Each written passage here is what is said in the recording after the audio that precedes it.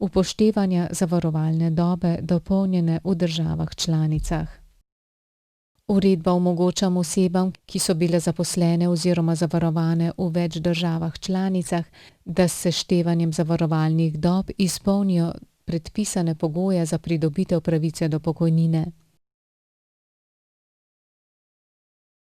Zavarovalne dobe, dopolnjene v državah članicah, se seštevajo le, če se časovna obdobja ne prekrivajo. Obdobja, ki se prekrivajo, se upoštevajo samo enkrat.